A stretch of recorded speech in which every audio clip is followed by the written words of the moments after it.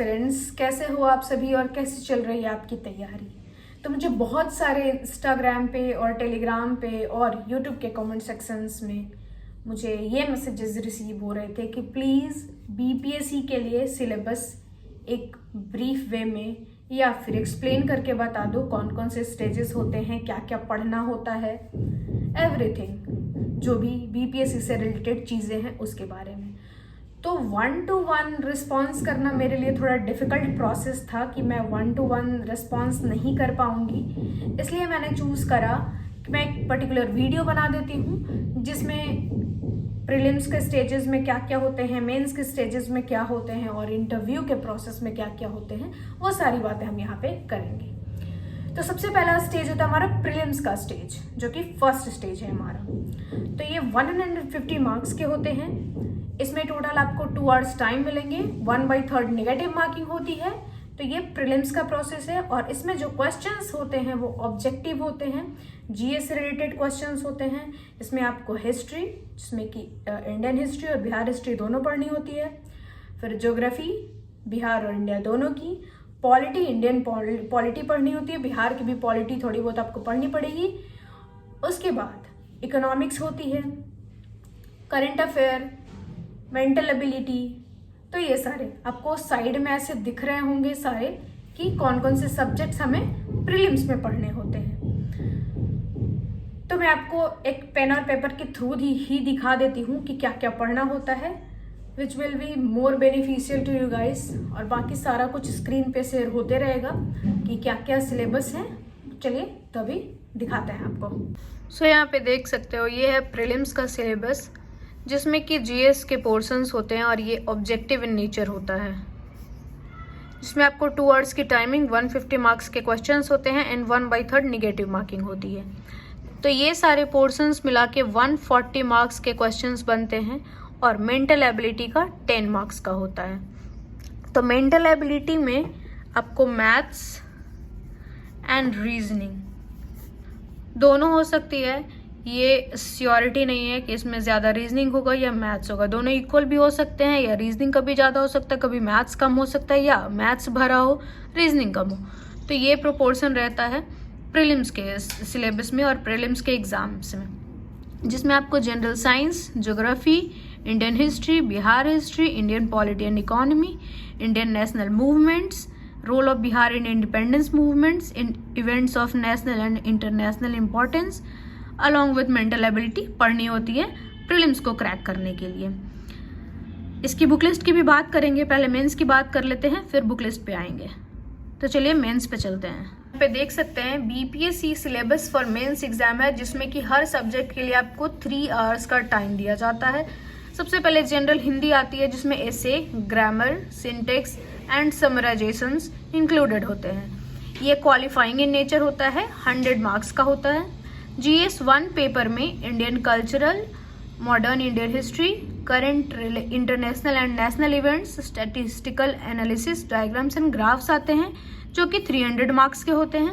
और वही GS 2 300 marks का होता है, जिसमें polity, economy, geography and science and tech आती है। ऐसे जो कि अभी हाल ही में पिछले 2-3 एग्जाम्स में ये इंक्लूड हुआ है। तो 300 मार्क्स का भी ये होता है। Social, economic, political, religious, in short ये सारे टॉपिक्स पे ऐसे लिखने के लिए रहता है। प्रोवर्ब्स भी देखा जा रहा है कि बिहार के जो प्रोवर्ब्स है, जो लोकल लोकोक्तियाँ हैं, उन पे भी लिखने के लिए आ रहा है। और लास्ट एक ऑप्शनल होता है, जो कि क्वालिफाइंग इन नेचर होता है, 100 मार्क्स का होता है। और ऑप्शनल में टोटल 34 अवेलेबल सब्जेक्ट्स हैं, जिसकी डिटेल आपको मैं अभी डिस्क्रिप्शन में एक बीपीएससी ने जो सिलेबस जारी किया है वो यहाँ पे मैं आपको दिखा दूंगी, जो कि बहुत ही हेल्पफुल होगा आपके लिए, और उसमें टॉपिक टू टॉपिक आप देख सकते हैं। आते हैं अभी बुक लिस्ट पे। तो यहाँ पे आप देख सकते हैं book list for mains BPSC, जिसमें जीएस 1 में हिस्ट्री, डीआई, करंट अफेयर और इंटरनेशनल रिलेशंस होते हैं। तो हिस्ट्री के लिए आप केबीसी नैनो, इम्तियाज़ अहमद की बुक प्लस गूगल के वेरियस साइट्स टॉपिक्स को आप चूज करें, फिर गूगल पे वो जाके टाइप करें, बहुत सारी चीज़ें आपको मिल जाएगी। बिपिन चंद्रा स्पेक्ट्रम है। इसके साथ ही अगर आपको और भी फॉलो करना है तो आप एंशिएंट के लिए आर एस शर्मा, मेडिएवल के लिए आप एनसीईआरटी को भी कर सकते हैं और मॉडर्न के लिए ये दोनों। तो ये रही बुक लिस्ट। डीआई के लिए प्रीवियस ईयर को रिवीजन करते जाइए और एलके झा की बुक लेकर भी आप प्रैक्टिस कर सकते हैं। करंट अफेयर और इंटरनेशनल रिलेशंस में लास्ट 1 ईयर पे फोकस करिए, ज़्यादा फोकस आप 6 मंथ के टॉपिक्स पे करिएगा। कोई एक मंथली मैगजीन उठा लीजिए और विजन आईएएस मंथली मैगजीन अच्छी होती है, इसमें टॉपिक्स एलाबोरेट करके दिए होते हैं तो वो हेल्पफुल होगी। PYQ को भी आप ले सकते हैं ताकि आपको अंडरस्टैंडिंग आपकी बेटर हो सके, आपको पता चल सके कहाँ से थीम निकाल करके ये लोग कैसे क्वेश्चन सेट करते हैं। आते हैं GS2 पर। GS2 में पॉलिटी है, तो पॉलिटी में आपको M लक्ष्मीकांत बेस्ट रहेगी। इसके साथ आप गूगल साइट्स का भी यूज़ कर सकते हैं और प्रीवियस ईयर पे बेस्ट क्वेश्चंस जो हैं उन पे आप नोट्स प्रिपेयर करें। इकोनॉमिक्स की बात करें तो जो करंट टॉपिक्स चलते हैं जैसे बजट हो रहा है या कोई इकोनॉमिक सर्वे है, तो इन सारी चीज़ों पे आप एक टॉपिक अपना नोट्स समरी टाइप का बना लें। और PYQ की जो थीम्स हैं उनको भी आप यूज़ कर सकते हैं फॉर बेटर अंडरस्टैंडिंग। ज्योग्राफी की बात करें तो मेरे अकॉर्डिंग ये 6th to 12th बेस्ट होती है। इसके साथ ही आप अगर बेसिक्स में थोड़ी प्रॉब्लम आ रही है तो आप सुदर्शन गुज्जर सर की वीडियो फॉलो कर सकते हैं। ये फ्री ऑफ कॉस्ट है। आई थिंक 6 से 12 तक की जितनी एनसीईआरटी है इन्होंने हाफ YT पे पढ़ाया है और हाफ अनअकैडमी पढ़ाया जो कि फ्री ऑफ कॉस्ट है। तो ऑल सो केयर करिए जो कि करंट सिनेरियो जैसे ज्योग्राफी से रिलेटेड जो भी चल रहे हैं, करंट अफेयर में जो ज्योग्राफिकल इंडिकेशंस वगैरह हैं तो वो आपको हेल्प करेंगे।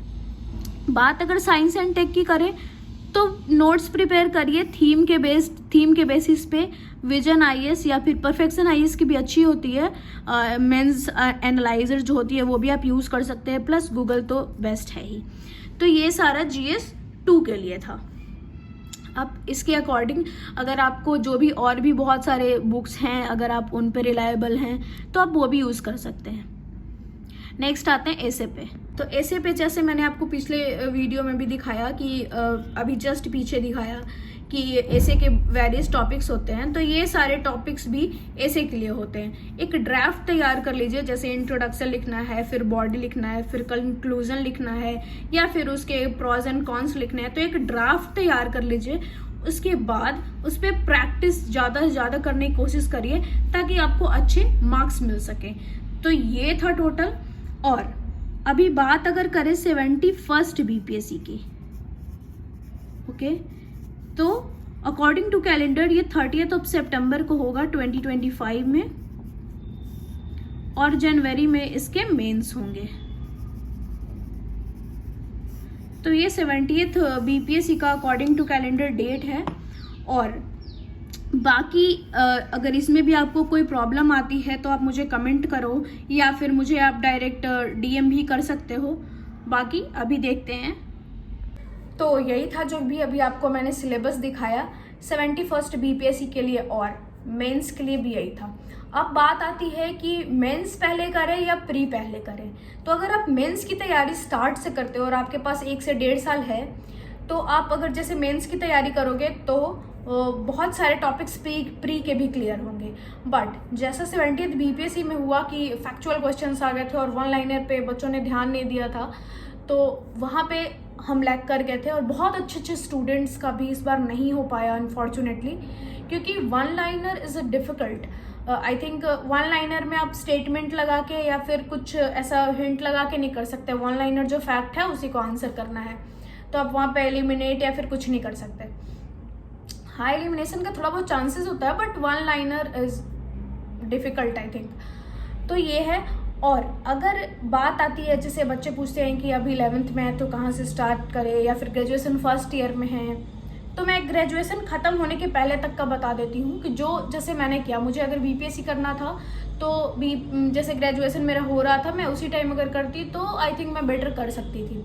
तो अगर आप 11th-12th में या ग्रेजुएशन से पहले हो, 2nd ईयर में हो या फिर 1st ईयर में हो या फिर लास्ट ईयर में हो, तो भी आप NCERT को एक बार गो थ्रू कर लो। NCERT की अंडरस्टैंडिंग जो है वो बेस्ट है।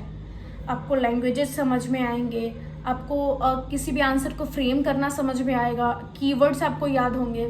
तो एनसीईआरटी मस्ट है। ऐसे ही सारे टॉपर्स एनसीईआरटी नहीं बोलते, क्योंकि एनसीईआरटी बहुत ही अच्छी है और आपको क्लियर अंडरस्टैंडिंग देती है, इजी लैंग्वेज में होती है, आपको क्लियर अंडरस्टैंडिंग मिल जाती है वहाँ से। इसके साथ ही अगर आप न्यूज़पेपर करना चाहते हो तो वो भी आप कर सकते हो। टेलीग्राम पे बहुत सारे चैनल्स हैं जो न्यूज़पेपर प्रोवाइड करते हैं। अगर नहीं आपको मिल रहा है तो आप मेरा चैनल भी नीचे डिस्क्रिप्शन में लिंक है, या फिर अबाउट सेक्शन में भी आप जाके वहाँ से ज्वाइन कर लो, आपको पर डे न्यूज़पेपर मिल जाएगी और बाकी सारे टॉपिक्स भी मिल जाएंगे। इंस्टाग्राम पे भी ज्वाइन कर लेना, अपडेट्स वहाँ पे मिलती रहेंगी। तो ये था इन शॉर्ट। और अगर आप ग्रेजुएशन कर चुके हो, बीपीएससी की तैयारी में आप उतर रहे हो, तो आई वुड सजेस्ट कि एनसीईआरटी जितना हो सके, अगर आपकी बेसिक्स क्लियर है तो आप 6, 7, 8 ना करके 9 से 12 तक एटलीस्ट करो। ज्योग्राफी के लिए तो बेस्ट है, मैं बोलूँगी। ज्योग्राफी के लिए मैंने कोई बुक फॉलो ही नहीं करा। ज्योग्राफी के लिए सिर्फ मैंने 11th और 12th की एनसीईआरटी पे फोकस किया और सुदर्शन गुज्जर सर की वीडियो, सुदर्शन गुज्जर सर की आप जाओगे तो मैप का भी और जो भी ये 6 to 12th के जो एनसीईआरटी है उसको भी बहुत लेमन लैंग्वेज में सर ने समझाया है और वो बहुत क्लियर मतलब आपको समझ में आएंगी चीज़ें। तो ये है। और बाकी सारी यूट्यूब्स पे जो चैनल्स हैं मैं उनको भी आपको रिकमेंड करूँगी। अगर कोई टॉपिक समझ में नहीं आ रहा तो IAS PCS करके एक चैनल है, वो भी बहुत क्लियर समझाते हैं। ये है। फिर टेलीग्राम पे एक और अभी बीपीएससी गाइड पॉइंट करके चल रहा है, उसका मेंटरशिप अभी चल रहा है, तो आप वो भी ज्वाइन कर सकते हो। मैं लिंक सारा का डिस्क्रिप्शन में दे दूँगी, आप चेक कर सकते हो वहाँ से। तो यही सारे सिलेबस के बारे में था।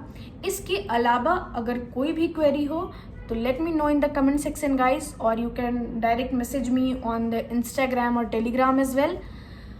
तो यही था आज का, और प्रैक्टिस करते रहिए, मैं भी कर रही हूँ। तो मैं ये आपको नहीं बोलूँगी कि मैंने जो बोला एकदम मतलब बहुत ही अच्छा है या फिर आपके लिए रिलायबल है, बट हाँ ये कहूँगी कि जितना भी मैंने बताया अगर उस पर मैं खुद भी कर लूँ तो इट्स क्वाइट पॉसिबल कि मैं क्रैक करूँ।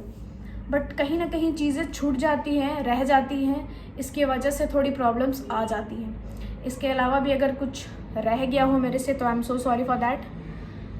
तो यहीं तक वीडियो आज करते हैं, मिलते हैं फिर किसी नेक्स्ट वीडियो में। और भी अगर आपको कोई भी क्वेरी हो रिलेटेड टू बीपीएससी और related to any competitive exams, you can reach me out. I am always there for you guys, and join Instagram and Telegram for more related updates. Thank you so much. मिलते हैं next video में, तब तक के लिए take care and bye.